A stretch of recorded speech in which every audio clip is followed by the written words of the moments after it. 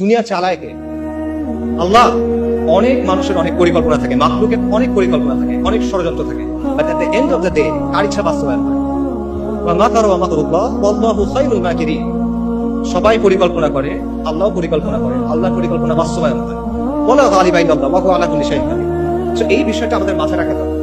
আল্লাহ পাকের পরিকল্পনা দেখুন, যে নবী মুহাম্মদ সাল্লাল্লাহু আলাইহি ওয়াসাল্লামকে মক্কা থেকে তাড়িয়ে দিচ্ছে মানুষ, আল্লাহ রাব্বুল আলামিন সেই মক্কা নবীর পায়ের সামনে এনে দিলেন। সুবহানাল্লাহ। মাত্র 8 বছরের ব্যবধানে যে বদর যুদ্ধে মুসলিমদেরকে একদম নিঃশেষ করে দেওয়ার প্ল্যান করা হয়েছে, ওই বদরেই আল্লাহ রাব্বুল আলামিন আবু জাহেলের মৃত্যু লিখে রাখলেন। যে ইউসুফকে কুয়ায় ফেলে দিল তার ভাইরা, সেই ইউসুফকে আল্লাহ পাক সেখান থেকে কারাগার, রাজপ্রাসাদ, সেখান থেকে কারাগার, সেখান থেকে আবার নিয়ে আসলেন মিশরের পলিটিক্যাল পাওয়ার। আল্লাহর পরিকল্পনা। যে এক খালেদ বিন ওয়ালিদ রাদিয়াল্লাহু আনহু, যার হাতে উহুদ যুদ্ধে বহু মুসলিমের প্রাণ গিয়েছে না, সেই মানুষকে আল্লাহ রাব্বুল আলামিন হেদায়েত দিয়ে 100টা যুদ্ধ করিয়েছেন। সুবহানাল্লাহ।